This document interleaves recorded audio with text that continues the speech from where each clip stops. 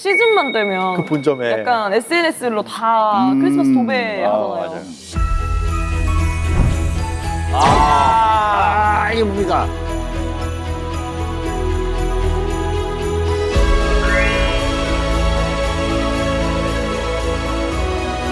화려하다.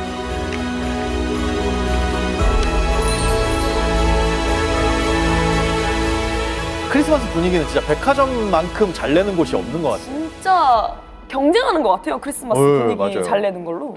사실 크리스마스 시즌 되면 백화점들이 은근히 자존심 싸움을 벌인다는 거예요. 이 2009년부터 생긴 신세계 백화점 크리스마스 미디어 파드, 이게 국내에서는 신세계가 최초였다고 하고요. 이게 전문가도 인정하는 수준이라는 거예요. 그래서 사람들이 막 이 앞에서 사진 한번 찍으려면 줄 서 있고 막 그러잖아요. 이 이명희 회장이 신세계 최초로 만든 게 또 하나 더 있습니다. 힌트. 요즘 대한민국 엄마들에게 특히 인기가 많은 곳. 문화센터. 맞습니다.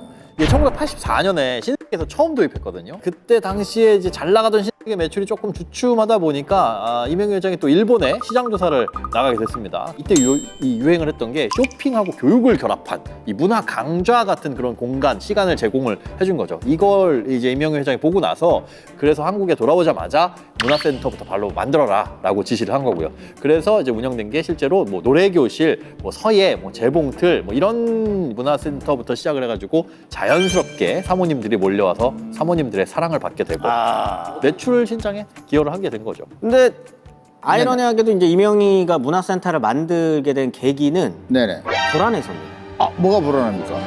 신세계를 가로막는 대항막, 강력한 라이벌이 이제 등장했기 때문인데요. 정통 바겐 세일에도 차이가 있습니다. 매장 넓으니까 쇼핑이 더욱 즐겁습니다. 지하철역 바로 옆에 지하철역 바로 위에 백화점 쇼핑은 교통이 편리해야 합니다. 롯데백화점이 이제 신세계 독주의 제동을 걸기 시작을 한 거죠. 광고에서 방금 보신 것처럼 전철역과 가까운 위치. 소리야. 그런데 이 백화점의 성공에는 또 이런 또 아이디어만 있었던 게 아니라 그 뒷배가 됐었던 한 사람이 또 있습니다. 사람이 있습니다. 사람. 그래요? 누굴까요? 박정희 대통령이었습니다. 이제 1970년대 요때 무렵이 됐을 때 한국에 굉장히 문제가 됐었던 일들이 많이 터져요. 그게 뭐냐면 불량식품. 롯껌에서 유해물질이 나옵니다. 쇳가루. 껌에서? 그게 껌 종이 쌀 때 거기에 이제 들어가니까 은박지 같은 거에 이제 쇳가루가 나왔는데 6개월 정도 제조 금지 명령이 떨어져요. 타격이 굉장히 클 수밖에 없었던 거죠. 그래서 그 문제를 해결하기 위해서 신격호 회장을 부릅니다. 쇳가루 이야기를 꺼내면서 대화를 시작을 한 거죠. 아시는 것처럼 은박지도 이거 만들어야 되고 이제 한 거예요. 그 얘기를 듣고 그럼 박정희 대통령이 오케이, 그럼 내가 쇳가루는 묻고 갈 테니까 호텔 운영권을 넘겨줄게, 네가 한번 해볼래? 라고 이제 물어본 거죠. 그게 이제 반도 호텔인데 관광공사에서 국영으로 운영하고 있었던 거였어요. 근데 그게 매출이 안 나왔거든요. 박정희 대통령 입장에서는 요 호텔 사업을 빨리 해야 된다라고 생각하긴 했습니다. 관광 사업을 키워보고 싶은 욕심도 있었고, 이게 1970년이면 일본이 이제 동경올림픽하고 일본 쪽으로 관광객들이 엄청 몰리니까 한국 쪽으로도 끌어올 수 있겠다고 생각해가지고 오케이, 그럼 내가 쇳가루는 묻고 갈 테니까 호텔 사업 한번 해볼 거야? 라고 한번 이제 물어본 거죠. 반도 호텔뿐만 아니라 반도 호텔 옆에 있었던 땅 부지까지 다 털어서 롯데한테 준 거예요. 껌도 봐주고 땅까지 주고 호텔도 주고. 문제는 호텔이 장사가 안 됐어요. 그렇지, 안 되니까 이제. 그런데 신격호 회장은 오히려 땡큐. 신격호 회장 입장에서는 호텔 사업을 하는데 정부가 밀어주겠다는 거 아니에요. 하라 그랬으니까 엄청난 비용을 받게 되는 거고, 이렇게 지어진 호텔이 바로 롯데호텔인데 여기서 한 발 더 나가볼까? 그래서 호텔 옆에 만든 쇼핑센터, 1979년에 명동에 1호점을 개설한 롯데백화점이 다른 백화점들보다 한 두세 배 정도는 큰 규모, 스케일로 밀어붙이면서 시작부터 신세계를 약간 위협을 하게 된 겁니다. 신세대로 이때부터 두 백화점의 전쟁이 이제 시작됩니다. 신세대 롯데 한판 승부 볼만합니다. 그런데 이제 당시 언론에서는요, 신세계와 롯데 대결 이렇게 부르지 않았어요. 두 총수의 딸 백화점 정상쟁탈전 이렇게 써 있잖아요. 는 누구? 이명희. 롯데는 신영자. 당시 언론에서는 개개의 딸들의 대결이다. 뭐 이렇게. 그렇죠. 이게 또 언론은 또 이렇게 해야지 싸움을 보셔야 재밌어요. 사람들이 보겠죠. 예. 흥미로운 게 그 두 사람이 이화여대 동기 동창이에요. 아 그래요? 한 사람은 응용미술과, 또 한 사람은 가정학과 이렇게 했는데 두 사람의 캐릭터는 다 달라요. 삼가족들이 동창회라든가 이런 데 잘 안 나갔어요. 혼자 있고 주변에 친구들 사거나 그러질 않았고. 그런데 신영자 여사는 오히려 이대 동창들이라든가 선후배 이런 걸 상당히 활발하게 했었어요. 그래서 이 기자들이 기사를 쓸 때 두 총수의 딸 해서 라이벌로 붙일 때 상당히 흥미로웠거든요. 그럼 신격호 회장의 첫째 딸 신영자는 어떤 사람일까요? 1942년 울산에서 태어나서 부산여고와 이화여대를 졸업한 후에 아버지를 도와 롯데백화점 경영에 참여하게 되는데요. 신영자는 롯데백화점과 롯데마트를 성공적으로 키워내면서 유통업계의 데모라고 불리기도 했습니다. 자, 이렇게 롯데를 성공적으로 키워낸 신영자가 알고 보면 뭐 신격호 회장의 버려진 딸이었다라는 얘기가 있는데 아 그래요? 1940년 신격호 회장이 당시 찢어지게 가난했던 시절에 이 노순화 여사하고 20살에 결혼을 하게 됩니다. 근데 문제는 신격호가 1941년 1년 만에 돈을 벌러 일본으로 떠났는데 얼마 안 돼서 노순화 여사가 딸을 출산을 한 거예요. 그 딸이 바로 이제 신영자. 이때 노순화 여사는 뭐 매일 아이를 안고 비가 오나 눈이 오나 언제 금이 환영해서 돌아올 것이냐 이걸 이제 기다리고 됐는데 안타깝게도 노순화 여사는 남편이 돌아오기 전에 폐암으로 세상을 떠나게 됩니다. 결국 이제 신영자는 어머니 없죠. 아버지는 일본에 가 있죠. 뭐 사실상 엄마 아빠 없는 고아 신세나 마찬가지잖아요. 그러면서 할아버지 손에서 자랐다고 합니다. 그 신격호 회장이 성공해서 한국에 왔을 때 딸에 대한 애틋한 그런 게 있어서 늘 미안한 마음을 갖고 있어서 경영에도 일찍 참여시키고 어머니도 없이 자랐기 때문에 아버지로서의 부성애를 느낄 수 있도록 신격호 회장이 마지막까지 챙겼었다고 얘기를 합니다. 자 그런데 이 성인이 된 신영자 집에서 이상한 소리가 난 적이 있다는 거예요. 밤에 막 쿵쿵쿵쿵 막 이런 소리가 나요. 층간소음이요? 이게 한밤중에 이런 소리가 나면 무섭잖아요. 그러니까 알고 보니까 지하에 있는 보일러가 고장이 났던 거예요. 당시에 이제 아버지가 딸의 집에 묵고 있었는데 딸이 이제 죽을까 봐 걱정이 되는 신격호 회장이 막 지하로 내려가서 밤새도록 보일러를 막 고쳤다는 거예요. 혼자 자기 손으로. 그것처럼 이제 실제로 신격호 회장하고 딸 신영자 회장의 관계가 굉장히 돈독했다. 옆에서 제가 보기에 두 분의 관계는 되게 애틋하고 재밌는 관계셨어요. 엄마가 나이가 굉장히 많이 들었음에도 불구하고 언제나 애 취급을 하시는 부분이 있었어요. 뭐 여행을 가거나 어디를 가는 것도 할아버지한테 꼭 허락을 받아야 되는 부분도 있었고요. 또 하나 되게 웃겼던 거는 언제나 두 분이 식사를 하실 때마다 엄마가 할아버지한테 너무 심한 잔소리를 하세요. 이거는 건강에 좋고 저거는 어쩌고 그런 잔소리를 되게 많이 하셨고 할아버지는 듣기 싫다. 됐다. 그만해라. 막 이렇게 하시면서 두 분이 이렇게 되게 티격태격 하시는 그게 굉장히 재밌었던 것 같아요. 근데 그 부분이 되게 재밌는 두 분의 어떤 애정 표현이었어요.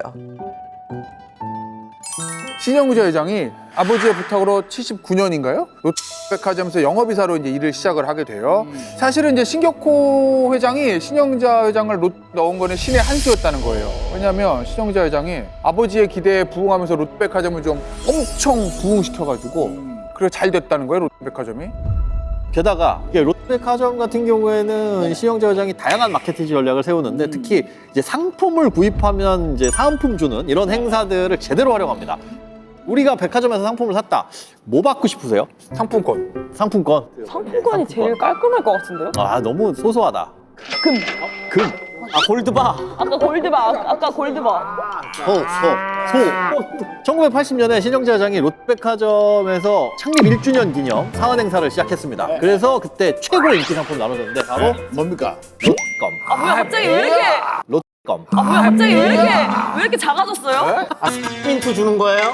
아니 흑지민트도 찌민트. 골드바, 집, 소 다 나오는데 갑자기 왜 껌으로 떨어졌어요? 껌이 인기가 있긴 있었어요. 이 껌 한 통에서 끝난 게 아니라 사실 점점 커집니다. 처음에 껌부터 주기 시작해서 뭐 연필 깎기, 쟁반 세트, 접시 세트 뭐 이렇게 점점 종류가 다양해지더니 1990년 들어서는 이제 휴대전화, 진공청소기, 자동차 이런 고가 물품도 주기 시작했습니다. 2002년 월드컵 때는 한국이 16강에 진출하면 1000명한테 총 10억 원을 주겠다. 그때는 근데 설마 했겠지. 설마. 16강 올라갈 거라고 생각을 못 했으니까. 10억 나누기 처음 얼마죠? 네, 당시에 국민들한테는 사은품 말고 또 롯데 백화점 하면 떠오르는 행사가 하나 또 있습니다. 행사? 패션쇼입니다. 패션쇼. 아까 그 쇼가? 아야 비슷한 느낌이에요. 비슷한 느낌으로 롯데백화점 안에서 패션쇼를 개최를 한 거죠. 창미전이라고 불렸는데 백화점 전체가 패션쇼를 하는 무대가 되는 런웨이가 거죠. 되는 거 다? 네, 런웨이가 되는 거죠. 그래서 모델들한테 그 옷을 입히고 돌아다녀라 라고 해가지고 이제 패션쇼를 열었었던. 자, 그런데 어느 날 롯데백화점이 초비상 상태가 돼요. 왜요? 백화점 임원, 뭐 직원, 뭐 다 그냥 얼굴이 막 사색이 되고 긴장되고 막 그래요. 그런데 흥분한 직원 한 명이 그때 막 뛰어오면서 소리를 치는 거예요. 도착했대! 다이애나 왕세자비는 서울 롯데백화점에서 열린 영국 상품 전시장 개막 행사에 참석한 다음 각 매장을 둘러보았습니다. 찰스 왕세자는 파주에 있는 이 사진. 저도 기억났어요, 이 사진. 본 것 같아요, 한번. 다이애나 황태자비. 저때 다이애나 황태자비라고 그러면 영국의 며느리. 로얄 중에 로얄 패밀리 중에 로얄 패밀리잖아요. 그러니까 친형제 회장이 직접 옆에서 안내까지 해요. 어쨌든 이게 어마어마한 화제가 된 거예요.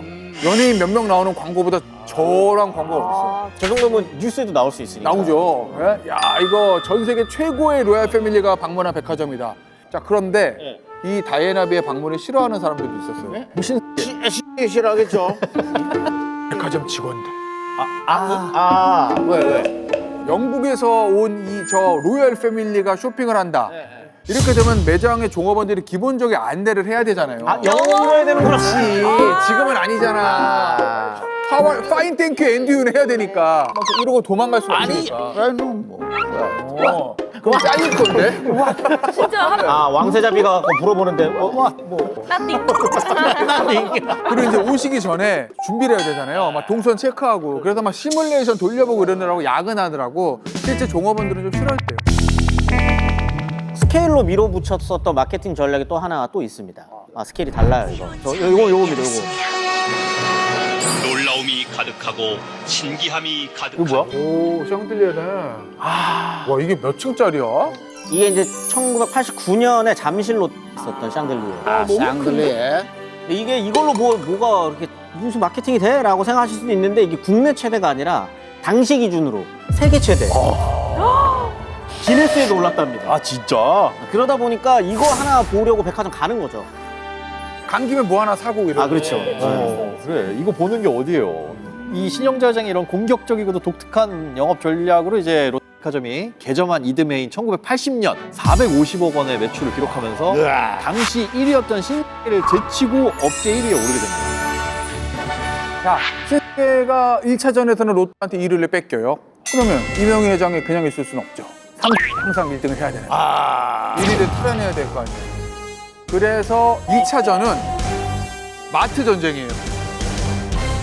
마트 대 롯마트. 2차전이 시작이 됩니다. 언제? 93년에. 93년에. 이제 나 태어났다. 이건 뭔가요? 태어나고 난 다음에. 태어났어요, 드디어. 그러니까 1차전이 이제 고급 백화점이었다면 2차전은 이제 필수품, 생필품을 파는 마트인 거죠. 이 마트를 먼저 세운 건 누구냐? 신세계 이명희 회장입니다. 그래요? 이 마트.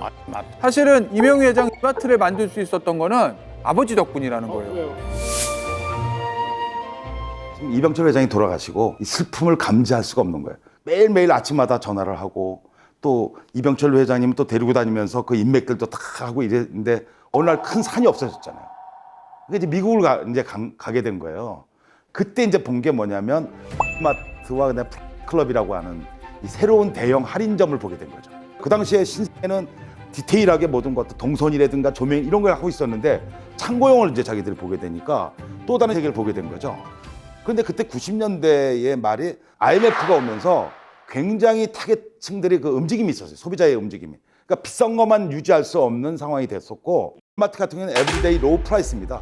매일 싼 거를 이렇게 하는 그런 대형 할인점을 보고 우리도 이거 한번 해보자고 그렇게 결정을 했다 그래요. 그래서 이제 1호점을 만들었는데 이제 제조업자들이 이제 난리를 치는 거예요. 왜냐하면 싸게 자기 물건을 파니까. 그래서 10시 반에 오픈을 하기로 했는데 10시 15분까지 아무도 안 왔다는 거예요. 그래서 직원들이 나가서 그 앞에서 뭐 물건을 개인적으로 사다가 채워놨다 뭐 이런.